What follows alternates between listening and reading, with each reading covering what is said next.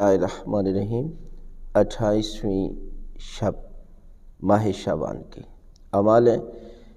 یعنی مہینہ آخری بالکل راتوں میں ہے، اس لیے کہ اس مہینے میں استغفار، دعا، عبادت، قرآن مجید کی تلاوت بہت بڑا اجر و ثواب تھا۔ لہذا اگر آپ اس مہینے سے ابھی تک فائدہ حاصل نہیں کر سکے تو ان راتوں میں ضرور ان اعمال کو کریں، اور جو باقی دن رہ گئے روزہ بھی ضرور رکھیں، اس لیے کہ روزے اور عبادتوں کا اجر ماہ شعبان میں دگنا ہے، اور بالخصوص ماہ رمضان میں تو اس قدر ثواب بڑھ جاتا ہے فرشتے لکھ نہیں سکتے ہر عبادت کا۔ لہذا اس رات 4 رکعت نماز پڑھیں، 2 کر کے،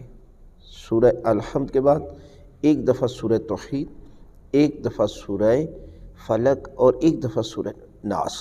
یعنی تینوں صورتوں کی تلاوت ایک مرتبہ ضرور کرے، پہلی رکعت میں بھی، دوسری میں، اور اسی طرح نماز مکمل کرے، پھر 2 رکعت نماز بھی پڑھے۔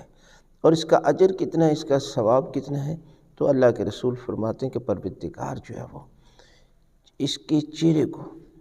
جب قبر سے اٹھایا جائے گا تو اس کا چہرہ 14ویں کے چاند کی طرح روشن